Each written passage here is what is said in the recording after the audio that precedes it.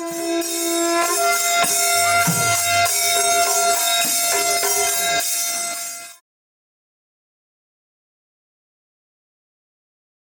mayam ngasisi Februari tang 13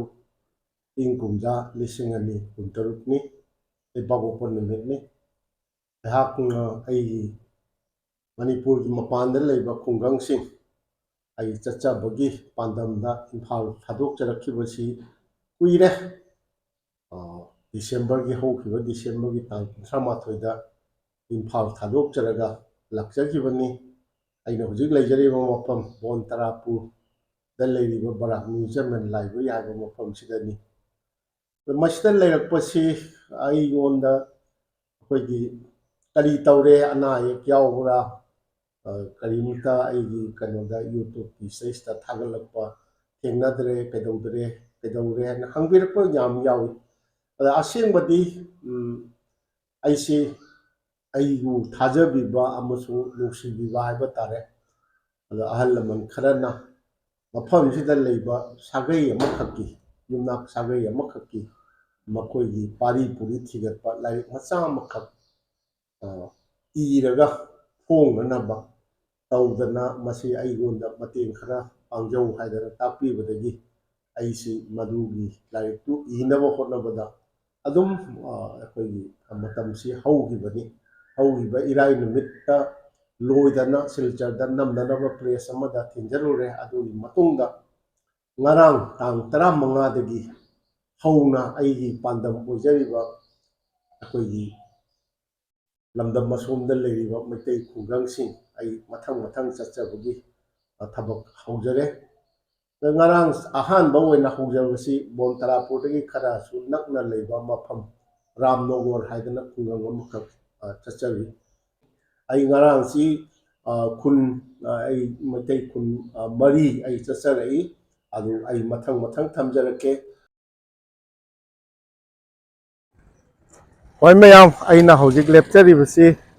ꯘꯥꯁꯇꯣꯂꯥ ꯍꯥꯏꯅ ꯈꯪꯅꯩ ꯑꯩꯅ ꯃꯃꯥꯡꯗ ꯊꯝꯖꯈ꯭ꯔꯕ ꯃꯐꯝꯅꯤ ꯑꯩꯈꯣꯏ ꯂꯝꯕꯤ ꯑꯍꯨꯝ ꯐꯥꯡꯕꯅꯤ ꯁꯣꯝꯗ ꯃꯥꯡꯗ ꯆꯪꯈ꯭ꯔꯤꯕ ꯑꯁꯤ ꯅꯣꯡꯆꯨꯞ ꯄꯥꯡꯅꯅꯤ ꯀꯤꯂꯣꯃꯤꯇꯔ 3 खरे हेना मरी मुक चंगागा सोनाई टाउन अदुम फंगाबा मफमनी नोंचुप पांगना चंग्रिबनी अदुगा सोमदा मखा पांगना चख्रिबा लंबीसिना मखा पांगना चख्रिबा लंबीसी अदुम सिलचर यौहिबा यारे मसिदगी स्वाधीन कुचुदरम मोती नगर अमरा घाट अदगी धर्मी अदि पालंग घाट का हारगा कोई काबूगंज सैदु तारगा अदुम चटखरे सिलचर यौखरे अदुगा सोमदा नोंपुक पांगना चलिबसी अखोगी बिनाकांदी सिंगेबोन बिनाकांदी यौगदौबा लंबीनी सिदगी बिनाकांदी से किलोमीटर 19 नि अखोई मैसई चचरगा अखोगी बिनाकांदी रामनगर हाइदना अखोई खुंगंग अमा लई अखोगी अतोप मिटोप सुत लईबा अदुगा मैतई चु मैतई खरा अतईगा खरा समनाबा वाटपगी मवोंगा मैतई युमथोंग 10 मुक लईबा मफम अमखक रामनगर बिनाकांदी रामनगर से अखोगी असोमदा बराक तंपाकी लमदमदा रामनगर पनबसी मफम अनि लई तुको रामनगर हाइदना अखोगी सिलचर मनाकता तुको ऐसे यामना चावो मैतई खुंगंगनी अदुदा अमगा लई अदुगा सोमदा लैरिबसिना अखोगी बिनाकांदी रामनगर मफमदुदा आई चचरगा मफमदुदा लैरिबा मैतई सिंगी फिबमदो ngasi पाउदमजगे अदो खरा फिबम चादना लैबा मवोंग ओइना तौबा गुम्बनी ngasi हुजिक सोमदा नोंपोक पांगना किलोमीटर 3 गुम्बा ओरंबा याई मसिगी लम्हांग मतेक्सी फाउखरेरगा लांथोखरेरगा बिनाकांदी रोमदा अदुगा खजिक हेक सोरोक्तगी अखोगी हांगदोगा ओय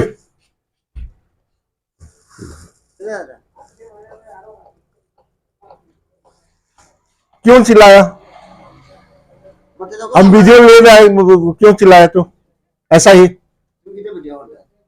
क्या क्या है मैं वीडियो लिया तो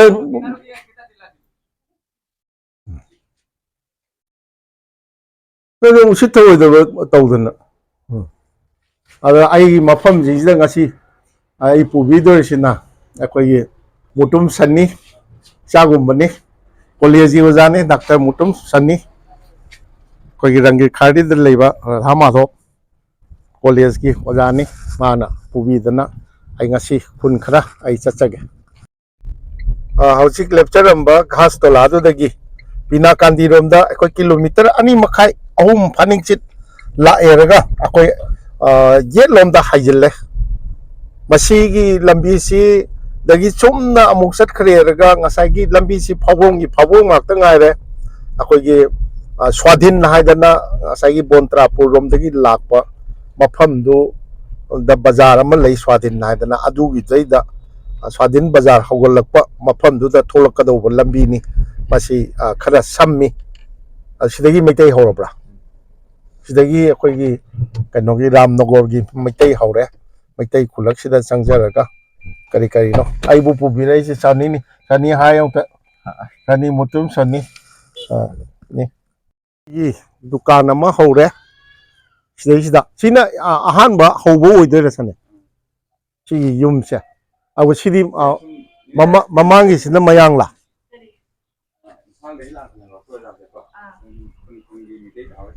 सुम चचबा नोय कनोसिबो रामनगर से बिनाकंदी रामनगर इबेम दी काय दैनो सिगे दुम सिदा पोकरा आजा युमजु सिदा पानबा ओ जिरी की दैरो ओ अदगी सिदा नोय युम मी कया लेगे युमनाचे तरा रो नोय सिनी इहो होरीदा सी ममांगी सिना करिनो अखोई मयांग बामोन गोला ओए मोय अखोई दी लोइना मैतै बु नत्रदी मयांग लाता हाइरा अखोई गी ओ अदगी सिदगी नोगी खुंजी हेंदोपगा कबुईसु लेब्रा कबुई लेतेबा ओ लेहोरेबा मनिंगदा नंदी जिरी करा वगिया जिरी कदवाई द जिंपान बखांदा नति सिदगी जिरी दे युम पालिरो ओ अजे नंगी दुकान जिदी अतई कना कना लेबा नति मी अखोई ग्राहक अखोई कस्टमर से मयांगजु अदु कोई ओ युम अमनी हम चंगुगे को युम सी युम अमा अनी खक लेरगा अमु लबु अमु खल्लिने मती अमा खल्लगा अमुक लेदोइनेबा सी मैतै अहनगा लेबजाला युमदी नुंगाइना अदुम लेना ओ दा केनोनी अखोय ओदाते इम्फाल ले लाखनेबा तो तुम मपानगी मिटे खुनजिंग से चला चला आई कोचा चलगा आदि खुनजिंग मरमदने सी कयुंगी हिंगोनुंगो सिबो Yamuna ngakta ahum ja Moina Maibam आगी सिना इनाओ यना करिया युमनाम आगी सिजु युमनाम लो युमनाम गा माइबम गदरो होय करी करी लेगे युमनाक से युम कया लेगे अखोई रामनगर सा युमनाक से दी जान दे युमनाक तरा मुक लेब्रो होय तरा इनाओ करी मिंग को गया ए धजो को धजो युमनाम धजो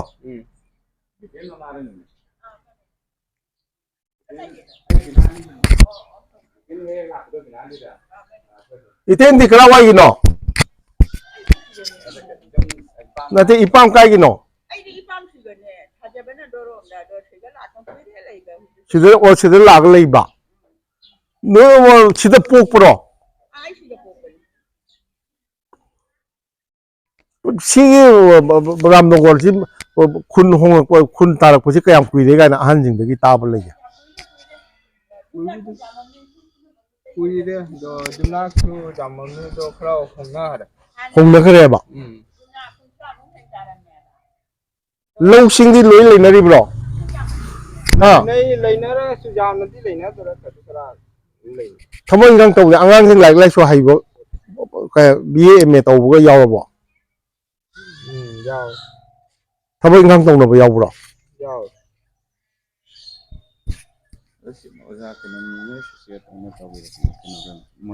ꯅꯣꯏꯒꯤꯅꯦ ꯈꯨꯟꯒꯤ ꯀꯩꯅꯣ ꯇꯧꯕ꯭ꯔꯣ ꯈꯨꯟꯗꯒꯤ BA MAꯒ ꯄꯥꯁ ꯇꯧꯈꯤꯕ ꯌꯥꯎꯔꯕ꯭ꯔꯣ lei icha ni pandi lei ne ꯀꯩ ꯊꯕꯛ ꯇꯧꯔꯤꯕ꯭ꯔꯣ atau ꯀꯩ ꯊꯕꯛ ꯇꯧꯔꯤ master ꯑꯣꯖꯥ ꯑꯣꯏꯔꯤꯕ ꯀꯗꯥꯏꯗ ne mai se pabira manaka keno ꯄꯥꯏꯗ ada ni ne jalan tolak ꯁꯤꯗꯒꯤ ꯑꯗꯨꯗꯤ ꯖꯥꯔꯣꯟꯇꯣꯂꯥꯗꯤ ꯁꯤꯒꯤ ꯕꯥꯝ ꯖꯥꯔꯣꯟꯇꯣꯂꯥꯔꯣ ꯀꯔꯤꯅꯣ borkhola ꯕꯣꯔꯈꯣꯂꯥ ꯖꯥꯔꯣꯟꯇꯣꯂꯥ ꯑꯗꯨꯗꯤ ꯅꯨꯡꯇꯤꯒꯤ ꯆꯠꯂꯤꯔꯣ ꯀꯃꯥꯏꯅ ꯇꯧꯔꯤꯅꯣ ada makan no ꯑꯥꯗ ꯂꯩꯔꯕ oh ma dolu da lei ne ꯑꯣ ꯑꯗꯨꯗꯤ ꯐꯩꯅꯦ ꯑꯇꯩꯗꯤ ꯊꯕꯛ ꯇꯧꯕ ꯌꯥꯎꯕ꯭ꯔꯣ atai di thabak tau de da ꯂꯧꯁꯤꯡꯗꯤ ꯁꯤꯗꯤ ꯊꯕꯛ ꯏꯟꯈꯥꯡ ꯊꯣꯛꯂꯛꯄꯗ ꯀꯗꯥꯏꯗꯒꯤ ꯕꯥꯃꯣꯟ ꯅꯦꯛꯏ ꯄꯨꯊꯤꯀꯥꯜ cingju gi ꯆꯤꯡꯖꯨꯒꯤꯅ ꯁꯤꯗ ꯂꯥꯛꯏꯕ ꯑꯣ ꯑꯗꯨ ꯃꯩꯇꯩꯒꯤ ꯆꯞ ꯆꯥꯕꯤ ꯆꯠꯅꯕꯤꯗꯤ ꯇꯧꯔꯤꯕ꯭ꯔꯣ tau di tau ꯅꯨꯄꯤꯁꯤꯡꯗꯤ ꯀꯔꯤ ꯐꯤꯁꯥ ꯂꯣꯟꯁꯥꯒ ꯇꯧꯅꯗꯕ꯭ꯔോ tau wi dum kisalon sa tau nei na ꯇꯧꯅꯩꯌꯦꯕ ꯑꯣ ꯌꯨꯝꯁꯤ ꯁꯤꯗ ꯑꯍꯨꯝ ꯂꯩꯔꯦꯀꯣ ꯑꯁꯣꯝꯒꯤꯁꯤꯅ ꯀꯩꯌꯨꯝꯅꯣ ꯗꯨꯀꯥꯟ ꯐꯝꯃꯤꯁꯦ si dukan phami se ꯑꯁꯤꯅ ei gini icha ni pan ꯑꯣ ꯃꯨꯇꯨꯝ ꯀꯔꯤ maibam ꯃꯥꯏꯕꯝꯅꯦ si su maibam ne ꯃꯥꯏꯕꯝ ꯑꯅꯤ ꯂꯩꯔꯦ ꯌꯨꯝꯅꯥꯝ ꯑꯗꯒꯤ ꯃꯊꯪ ꯑꯁꯣꯝꯗ ꯑꯃꯨꯛꯇꯪꯒ ꯆꯠꯆꯔꯝꯒꯦ oh yani ꯅꯪ ꯏꯇꯩꯒꯤ ꯀꯔꯤ ꯃꯤꯡ ꯀꯧꯔꯤꯕ ai thambal ꯊꯝꯕꯥꯜ ꯑꯣ ꯀꯔꯝꯗ ꯌꯨꯝ ꯄꯥꯟꯕ oh dorom da pale si ga terabu maya da bonta pudron ꯑꯣ ꯈꯪꯉꯤꯅꯦ ꯗꯔꯣꯝ ꯈꯪꯉꯤꯅꯦ ꯑꯣ ꯑꯃꯨꯛ ꯊꯣꯛꯆꯔꯨꯈꯤꯒꯦ ꯃꯣꯏ ꯈꯨꯟꯒꯤ ꯂꯧꯁꯤꯡꯗꯤ ꯂꯩꯅꯔꯤꯕ꯭ꯔꯣ ꯑꯌꯥꯝꯕꯅ ayamba lai nei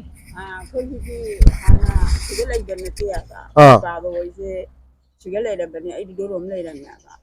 ꯑꯗꯨ ꯄꯥꯕ ꯍꯣꯏꯁꯤ ꯁꯤꯗꯩꯁꯤꯗ ꯄꯣꯛꯏꯔꯥ ꯅꯠꯇ꯭ꯔꯒ ꯁꯤꯗ ꯍꯣꯡꯉꯛꯏꯔꯣ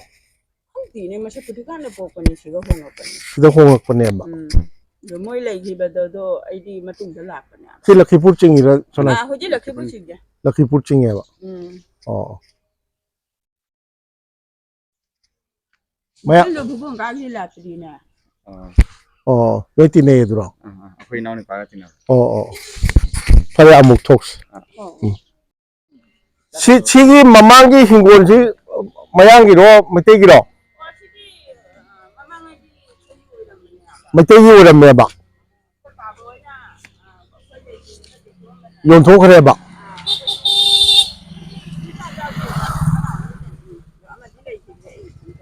ꯑꯣ ꯁꯤꯗꯒꯤ ꯑꯃꯨꯛ ꯌꯨꯝꯁꯤ ꯐꯅꯌꯥꯝ ꯂꯧꯕꯨꯛ ꯂꯝꯍꯥꯡꯅ ꯐꯅꯌꯥꯝ ꯈꯜꯂꯦꯅꯦꯀꯣ ꯑꯗꯨꯗꯤ ꯕꯤꯅꯥꯀꯥꯟꯗꯤ ꯔꯥꯝꯅꯒꯔ ꯁꯤ ꯁꯨꯃꯥꯏꯅ ꯇꯧꯗꯅ ꯌꯨꯝ ꯑꯍꯨꯝ ꯂꯩꯔꯦ ꯌꯨꯝ ꯑꯍꯨꯝ ꯂꯩꯔꯒ ꯑꯃꯨꯛ ꯂꯧꯕꯨꯛꯅ ꯈꯜꯂꯦ ꯑꯗ ꯁꯣꯝꯒꯤ ꯁꯣꯔꯣꯛ ꯋꯥꯡꯕꯁꯤꯅ ꯑꯃꯨꯛ ꯂꯝꯍꯥꯡ ꯂꯩ ꯂꯝꯍꯥꯡ ꯂꯩꯕꯁꯤ ꯃꯩꯇꯩꯒꯤ ꯃꯣꯏꯒꯤ ꯍꯧꯖꯤꯛꯀꯤ ꯎꯅꯔꯛꯄ ꯑꯗꯨꯒꯤ ꯃꯣꯏꯒꯤ ꯃꯄꯥ ꯍꯥꯛꯇꯛꯇ ꯌꯣꯟꯊꯣꯛꯑꯝꯕꯅꯤ ꯍꯥꯏ ꯌꯥꯝ ꯂꯥꯞꯅ ꯈꯟꯅꯔꯤ ꯁꯤꯗꯤ ꯑꯗꯨꯝ ꯈꯔ ꯈꯟꯅꯔꯤ ꯍꯥꯏꯇꯥꯔꯦꯀꯣ ꯑꯁꯤꯗ ꯇꯨꯔꯦꯟ ꯑꯃ ꯆꯦꯟꯕ ꯖꯥꯠꯂꯣ ꯇꯨꯔꯦꯟ ꯆꯦꯟꯗꯦꯅ natin akhoi sigana se nala haire ꯅꯂꯥ ꯑꯃ ꯆꯦꯜꯂꯦꯕ nala macha ꯅꯂꯥ ꯃꯅꯤꯄꯨꯔꯒꯤ ꯇꯨꯔꯦꯟꯒꯨꯝꯕꯅꯤ ꯇꯧꯔꯤꯁꯦ ase ising ichau thodi jam ꯁꯤꯗꯒꯤ ꯑꯃꯨꯛ ꯍꯧꯔꯤꯕ sigagi am ꯍꯧꯔꯤ ꯁꯤꯗꯒꯤ ꯑꯃꯨꯛ ꯃꯩꯇꯩ ꯑꯃꯨꯛ ꯍꯧꯔꯦ ꯃꯩꯇꯩ ꯑꯉꯥꯡꯁꯤꯡ ꯑꯣꯏꯔ ꯃꯥꯜꯂꯦ tani 이번에 너무 밑에다. 하. igala ne keno to akhoi ja manipur la ne ba ko do tum lekai mitai na ta ba lekai hin se chalaga ne kamaina tarak 너의 엉터 튕내드리버나. 너. 너 이번에 그라이더노. ai tu siga yum nei he 그러면 아 마토니 아훔들어. ni siga nei du 시다. 나코 낭기 그노도 손들레 뿌려다. 나 녹사시 야드래. 낭 쿠데이 뿌리도. 낭 쿠데이도 낭나 사이로 그 레이루리로. karama gi nei ba कर्मादि करी मी sorat ki o ba layu di krai de layu ri no du kano ani na pangak pa lay ba natin sarap ka happy pangak lay o sidadi sa lakte sana tira kaya ibe men ni kari ko ba bem cha ko karo kari lam ni ngono ay naidon gi dai don gi o nupa di kai thabak taw ya ay gi ana lay gi tare lay gi tra o ngagi karmaro kai no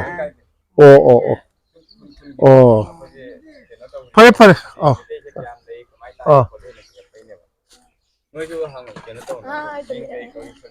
kai no tal ya je kai no siju mitai gi kayong gi yum no si bo Cái sao cái nó? Hai cái lấy gì? ibi man kai ni ne Tiga orang ha kari kari si kayong gi yum no si bo sarang thea kari kari lege swaida sarang them le re asai da mai bang le re yum nam le re kai sam le re sarang them le re adai atai lo ra ba yum tarani thoi tara hum do bem di kala wai ni ngono ay alay kon ni ngoni lai kon gia sidai da yum pa lai sida dum le ra ma bra ay si hum lay kai akhoi gi inau hai ga ta da hai ga bham ta ta sai gi su ge Saya humura sudah. hu adu di bhai kong la ba ya linga ne ba bhai gi ming kari ko ba Keso. keso kari thabai ngang di kari sorong ge Ini sudah dari su sam. Sura sai ni sura da nate chu nate naha wai kai tor ke ba kasum taw de kasum taw Nah, orang lau cara mikara. lau di phusik su lai bro Leitre. yo tho ka ba Baki siapa ni? Baki su. sai ni law lay ta ba Saya lau leh. swai den lai ri ba yum trai thoi tara hum do se isa gi lau lai na ba kyam yawe kanam bau lai na de ba Ini su sana bomten. hingon gi pata di isa gi ha hingon pata su lai na dro Jum की पता ले yung gi pata lai tro nate uji ki ming do kari ba Keso. कैसो bhai ke so ji sida poi ira ramnagor sida ji poi ira karai da poi Aisyah pokok ni. sida poi ne ba adu su uji hingon gi pata pai de lay kay daw lay tri pai de Pertama dile dan sedek patawari na pirap di. Pertama di lei amani mang hai. Gulala petugas. ada amuk semtok poi ada bro Jani. Saya tahu. lay ya ba do ama khati lay ani tiram ya ba ada isa nupim cha singa lai isa ra sa Ah, isa ni pini isa ni pini ama se isu ni pini ahan ya ba hujik sigam nupa yaw dro nipa nga tang jawe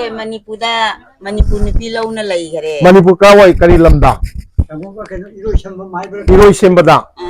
adu manipur di chalu ro bo chatti ba adu di namo ga udre amta lame Aku siga lame. la amne ba isu nipa ma phang gare Sini pam pangnya. oh Mankuda. adu ma di jalupi kari meng ko we ben nang kari meng ko we ni malagawi ni nang di lai tamra kami karai da school na school gai da no school na bilakan di gisro chatra yam tam ba do oh adu class kya tab adu di kari da chale kari auto khong na chali ra yam lapi Kalau ada mang. oh indang nang lai re ba ada asigi su mitai gi yum ni ko oh ai changa ujik changa amro sin labuk si mi kanang ino may apuli Boleh ni. kuli sing na lawu gi mapu re ba ado mitai sing na lawu gi mapu ro gam dra ba masik kari gi no Bukan kena ipai pun falam dah pernah.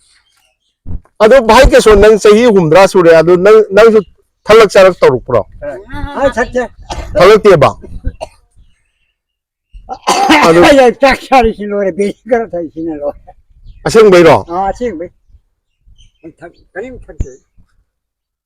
Tak tahu jadi sama mana.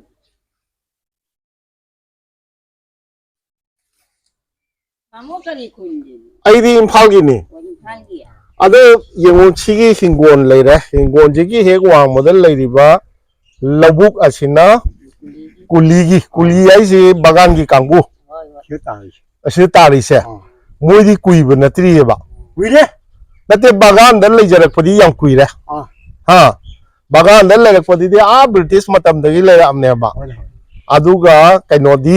moi na tholak tana lai lai so harak padi kui dri ba ne ba maitai na hela ine ba aduga aikoi na maitai na kaino su le ho tre ba hingong gi pata bawa mafam rang khang dana le ho re ba adu nungai te na adagi sigi mathang da yumlon kya leiri Siga zum lady. ahum leiri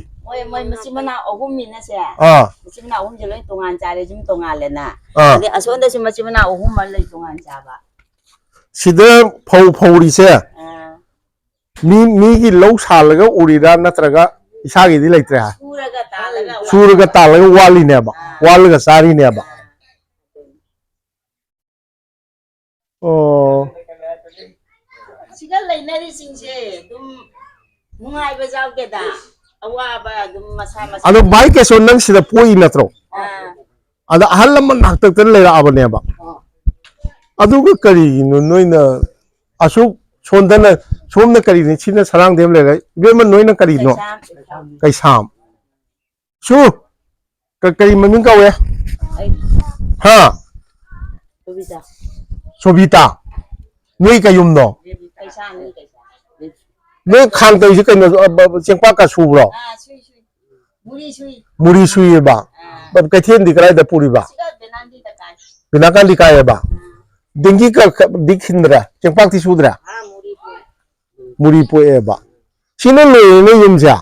Sonda dum ahum gak le. ahum khak lai di ba Layari ba di karim le yate don sabati. Suyo suyo sama sama.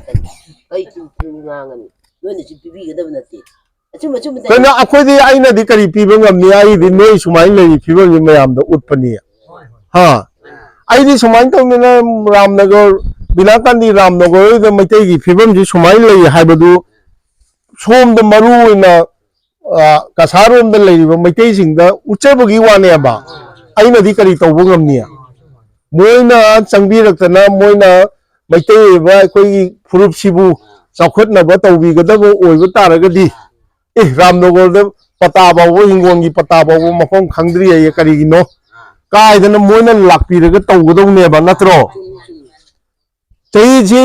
ke so ji ai di chahi longa wa re bhai ko re aina ado ma sida po e ado ga ma na lai ri ba hingon gi pata ba mafam khangde ye ado di pangja ba na ju boiram ba yai ado pangja bo ita ju hojiki matam da di yam chekshin ba ta ye ba ha ai gi pata kari kari mayam du fajana lai ba ta ye ba nata di noi mitum ne na tan thora di adu ne ba o loksing lai na de sidi charu ga pai di sidi kari no mi gi lo suri ne ba mi gi ji kuli gi Kuli na nungai. le sida khenne re ba mi gi lamdana atai maitai khungang gi da tawis na maitai gi lawuk ta kuli kunai na thabak sure mayang na sure noi gi ram no gor sida na kuli gi labuk tu law da noi na thabak sure adu de yam thina khenne re ba ibe mamul le ji maitai na tro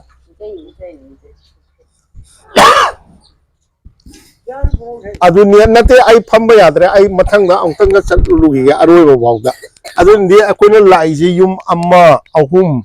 mari sidana yum kaya manga taruk taret adagi sigi nipan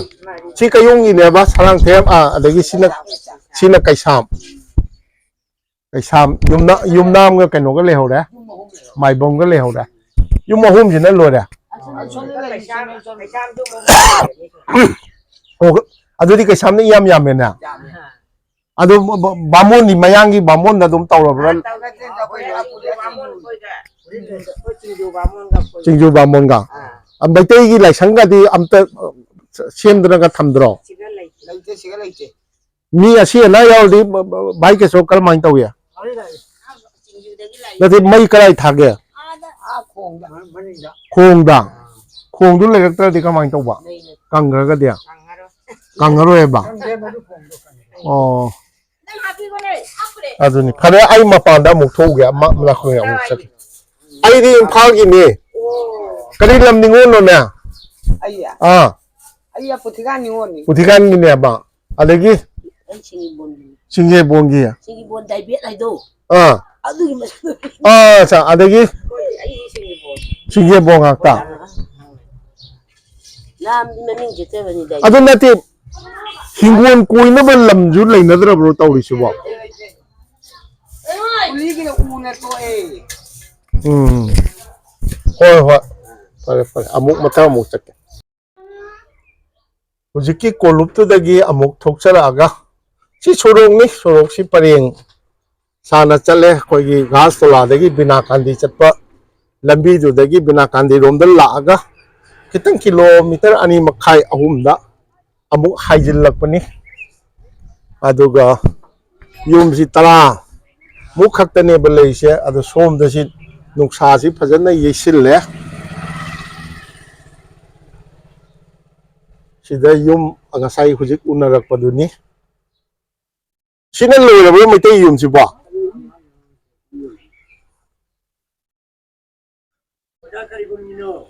आई इम्फाल की ने आई चंजरके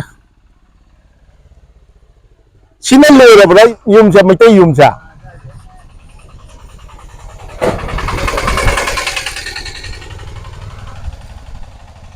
सिदा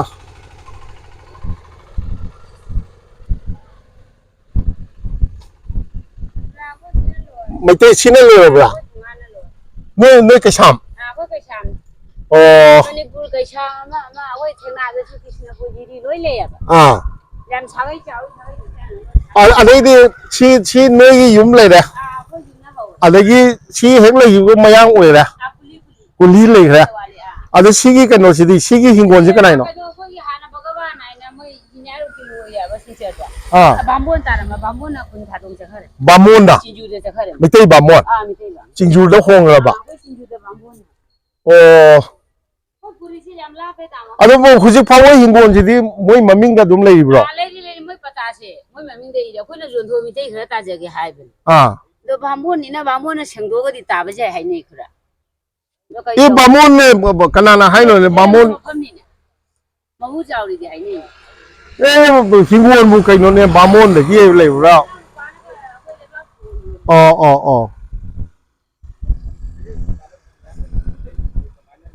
तौरिसे सिनी अखोगी हाइमा इबेमदि करी लमनिङोनो मंगोलपुर गिया दुपादी कई थबक तौरिया nga farga chaiba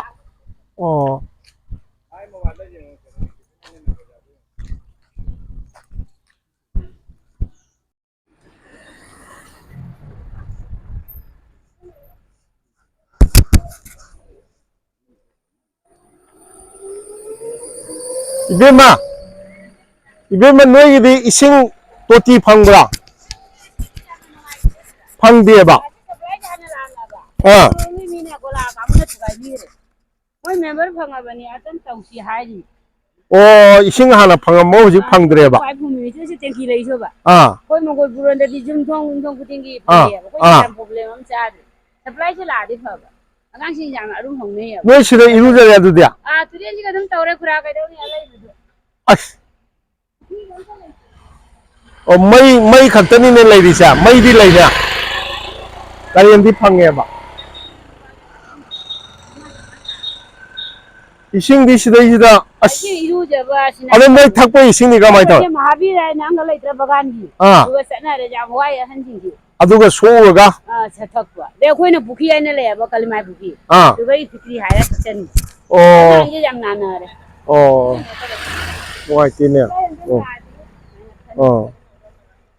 फाय सिदा चालू पारो आई चानु पांग अ छिरे नि बियानी थाजे फाय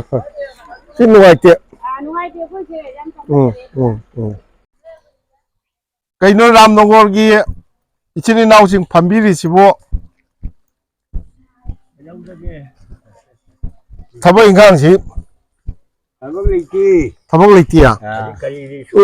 ओजा चही क्या सुबिरा हाइफे याम बसे क्या सुरगे ꯍꯨꯝꯗ꯭ꯔꯥ ꯃꯉꯥ ꯇꯔꯨꯛ ꯑꯩꯈꯣꯏ ꯑꯣꯖꯥꯗꯤ ꯍꯨꯝꯐꯨꯇꯔꯥ ꯃꯔꯤ ꯑꯗꯒꯤ ꯑꯣ ꯑꯗꯨꯗꯤ ꯑꯩꯉꯣꯟꯗꯩ ꯍꯟꯕ ꯉꯥꯛꯇꯅꯤ ꯏꯌꯥꯝꯕ ꯉꯥꯛꯇꯅꯤ ꯑꯣꯖꯥ ꯃꯤꯡ ꯀꯔꯤ ꯀꯧꯕꯤꯕ ꯕꯥꯕꯨꯔꯦꯟ ꯀꯩꯌꯨꯝꯅꯣ ꯀꯩꯁꯥꯝꯂꯣ ꯀꯩꯅꯣ ꯀꯩꯁꯥꯝꯗ ꯈꯔ ꯌꯥꯝꯃꯦꯅꯦ ꯑꯣꯖꯥ ꯕꯥꯕꯨꯔꯦꯟ ꯑꯣꯖꯥꯒꯤꯗꯤ ꯕꯥꯕꯨ ꯀꯩꯁꯥꯝꯂꯥ ꯌꯨꯝꯅꯥꯝ ꯑꯗꯨ ꯑꯣꯖꯥꯒꯤꯗꯤ ꯍꯩꯅꯧꯇꯣꯟ ꯀꯩꯌꯨꯝꯅꯣ ꯀꯩꯁꯥꯝ ꯑꯣ ꯑꯗꯨꯗꯤ ꯁꯤꯗꯩꯁꯤꯗ ꯄꯣꯊꯥꯕꯤꯔꯤꯁꯤ ꯍꯧꯖꯤꯛꯇꯤ ꯊꯕꯛ ꯏꯪꯈꯥꯡꯗꯤ ꯁꯨꯕꯤꯗ꯭ꯔꯕ ꯅꯠꯇ꯭ꯔꯣ ꯑꯗ ꯏꯆꯥꯗꯤ ꯀꯔꯤ ꯇꯧꯔꯤꯒꯦ ꯊꯕꯛ ꯏꯪꯈꯥꯡ ꯁꯨꯔꯤꯕ ꯑꯣ ꯅꯠꯇꯦ ꯑꯣꯖꯥ ꯍꯣꯏ ꯁꯤꯗꯩꯁꯤꯗ ꯄꯣꯛꯄꯤꯔꯤꯔꯣ ꯑꯗꯨ ꯀꯔꯤꯒꯤꯅꯣ ꯍꯧꯖꯤꯛ ꯃꯩꯇꯩꯁꯤ ꯑꯁꯤꯒꯤ ꯕꯥꯃꯣꯟꯒꯤ ꯍꯤꯡꯒꯣꯜ ꯑꯃ ꯍꯣꯡꯗꯣꯛꯈ꯭ꯔꯦ ꯆꯤꯡꯖꯨ ꯆꯠꯈ꯭ꯔꯦ ꯍꯥꯏꯁꯤ ꯑꯁꯤ ꯃꯣꯏꯒꯤ ꯑꯣꯏꯅ ꯑꯗꯨꯝ ꯂꯩꯔꯤꯕ꯭ꯔꯣ ꯑꯗ ꯑꯁꯤꯗꯩꯁꯤꯗ ꯀꯦꯁꯣ ꯑꯣꯏꯅ ꯑꯃ ꯊꯦꯡꯅꯔꯛꯑꯦ ꯑꯩꯒꯤꯗꯤ ꯆꯍꯤ ꯂꯣꯡꯒꯥ ꯑꯣꯏꯔꯦ ꯃꯥꯅ ꯍꯥꯏꯕꯗ ꯃꯣꯏꯒꯤ ꯄꯇꯥ ꯃꯐꯝ ꯈꯪꯗꯦ ꯍꯥꯏꯌꯦ ꯄꯇꯥꯒ ꯄꯥꯏꯅꯗ꯭ꯔꯦꯅ ꯍꯤꯡꯒꯣꯜꯒꯤ ꯗꯣꯈꯣꯏ ꯉꯥꯛꯇꯅꯦꯕ ꯑꯁꯨꯛ ꯀꯨꯏꯔꯕꯁꯦ ꯍꯥꯏꯕꯗꯤ ꯆꯍꯤ 100 ꯍꯦꯜꯂꯝꯃꯅꯦꯕ ꯑꯣꯖꯥ ꯍꯣꯏ ꯆꯍꯤ 65 ꯁꯨꯔꯕꯅ ꯁꯤꯗꯩꯁꯤꯗ ꯄꯣꯛꯑꯦ ꯍꯥꯏꯇꯥꯔꯒꯗꯤ ꯆꯅꯤꯒꯤ ꯊꯛꯇ ꯑꯗꯨꯒ ꯀꯔꯤꯒꯤꯅꯣ ꯍꯧꯖꯤꯛ ꯐꯥꯎꯕ ꯗꯣꯈꯣꯟ ꯉꯥꯛꯇ ꯑꯣꯏꯅ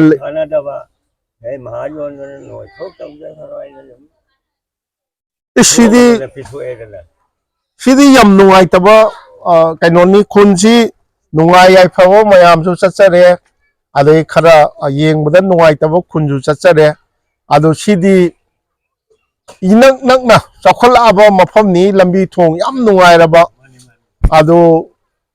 ꯕꯤꯅꯥꯀꯥꯟꯗꯒꯤ ꯔꯥꯝꯅꯒꯔ ꯍꯥꯏꯕꯁꯤꯗꯩꯁꯤꯗ ꯃꯩꯇꯩ ꯌꯨꯝꯊꯣꯡꯁꯦ ꯄꯨꯟꯅ 12 ꯂꯩꯕꯁꯤꯗ ꯆꯍꯤ 100 ꯍꯦꯟꯅ ꯂꯩꯔꯛꯑꯕ ꯈꯨꯡꯒꯪ ꯑꯃꯗ ꯑꯩꯈꯣꯏꯒꯤ ꯍꯧꯖꯤꯛ ꯐꯥꯎꯕ ꯗꯣꯈꯣꯟ ꯇꯧꯕ ꯍꯥꯏꯔꯤꯁꯤ ꯆꯨꯝꯅ ꯀꯩꯝꯇ ꯇꯧꯗꯅ ꯂꯝꯍꯥꯡꯅꯦꯅ ꯍꯦꯛꯇ ꯂꯩꯁꯤꯟꯕꯒꯤ ꯇꯥꯏꯞꯇꯨꯅꯦꯕ ꯑꯗꯨꯃꯥꯏꯅ ꯂꯩꯕꯁꯤꯗꯤ ꯑꯩ ꯅꯨꯡꯉꯥꯏꯖꯗꯦ ꯃꯁꯤ ꯃꯌꯥꯝ ꯃꯤꯀꯞ ꯊꯣꯛꯄꯤꯕꯁꯨ ꯐꯩ ꯁ꯭ꯀꯨꯜ ꯅꯛꯑꯦ ꯂꯝꯕꯤ ꯊꯣꯡ ꯅꯨꯡꯉꯥꯏꯔꯦ ꯑꯗꯨ ꯍꯧꯖꯤꯛ ꯐꯥꯎꯕ ꯑꯗꯒꯤ ꯁ꯭ꯋꯥꯏꯁꯤꯗꯩꯁꯤꯗ ꯀꯨꯂꯤꯒꯤ ꯕꯒꯥꯟ ꯀꯥꯡꯕꯨꯒꯤ ꯂꯧ ꯁꯥꯜꯂꯒ ꯎꯏ ꯍꯥꯏꯁꯤ ꯃꯩꯇꯩꯅ ꯎꯏ ꯍꯥꯏꯁꯤ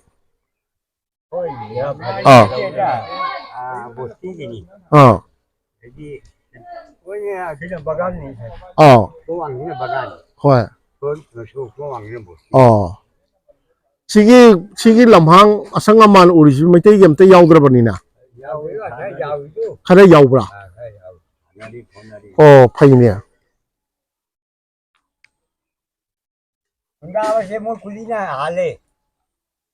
ꯅꯠꯇꯦ ꯀꯨꯂꯤꯅ ꯍꯥꯜꯂꯒꯁꯨ ꯆꯍꯤ 100 ꯇꯥꯔꯛꯑꯕꯅꯤ ꯑꯗꯨ ꯑꯍꯥꯟꯕ ꯂꯥꯛꯄꯗ ꯅꯤꯡꯊꯧꯅꯤꯗꯅ ꯃꯣꯏꯅ ꯍꯥꯏꯗꯤ ꯂꯧꯁꯤꯡꯁꯦ ꯃꯣꯏ ꯃꯈꯨꯠꯇ ꯂꯣꯏ ꯆꯠꯂ ꯂꯩꯔꯦ ꯑꯣ ꯁꯤꯅꯤ ꯕꯤꯅꯥꯀꯥꯟꯗꯤ ꯔꯥꯝꯅꯒꯔꯒꯤ ꯄꯥꯎꯗꯝ ꯁꯤ ꯑꯩꯈꯣꯏꯒꯤ ꯌꯦꯡꯕꯗ ꯄꯨꯛꯅꯤꯡ ꯅꯨꯡꯁꯤꯅꯤꯡꯉꯥꯏ ꯑꯣꯏ ꯁꯨꯝꯕꯁꯤ ꯑꯩꯈꯣꯏꯒꯤ ꯃꯌꯥꯝꯅ ꯃꯤꯠꯌꯦꯡ ꯆꯪꯕꯤꯕ ꯑꯃ ꯆꯪꯏ ꯅꯠꯇ꯭ꯔꯒꯗꯤ ꯍꯧꯖꯤꯛ ꯐꯥꯎꯒꯤ ꯃꯇꯝꯗ ꯆꯍꯤ 100ꯒꯤ ꯃꯃꯥꯡꯗꯒꯤ ꯍꯦꯟꯅ ꯃꯩꯇꯩꯅ ꯈꯨꯟꯗꯥ ꯂꯩꯇꯥꯔꯛꯑꯕ ꯃꯤꯁꯤꯡ ꯌꯥꯝꯖꯗ꯭ꯔꯁꯨ ꯌꯨꯝꯊꯣꯡ ꯌꯥꯝꯖꯗ꯭ꯔꯁꯨ ꯂꯩꯔꯛꯄ ꯃꯐꯝ ꯑꯃꯒꯤ ꯄ꯭ꯔꯖꯥꯁꯤꯡꯅ ꯃꯁꯥꯒꯤ ꯍꯤꯡꯒꯣꯜꯒꯤ ꯄꯇꯥ ꯐꯥꯎꯕ ꯆꯞ ꯆꯥꯅ ꯂꯩꯅꯗꯕꯒꯤ ꯃꯑꯣꯡꯗ ꯂꯩ ꯍꯥꯏꯕꯁꯤ ꯑꯩ ꯅꯨꯡꯉꯥꯏꯖꯗꯦ ꯃꯁꯤꯒꯤ ꯃꯇꯥꯡ ꯑꯁꯤꯗ ꯔꯥꯝꯅꯒꯔ ꯂꯥꯛꯆꯔꯒ ꯔꯥꯝꯅꯒꯔ ꯕꯤꯅꯥꯀꯥꯟꯗꯤ ꯔꯥꯝꯅꯒꯔꯒꯤ ꯃꯔꯝꯗ ꯄꯥꯎꯗꯝꯖꯕꯁꯤ ꯂꯣꯏꯁꯤꯟꯖꯒꯦ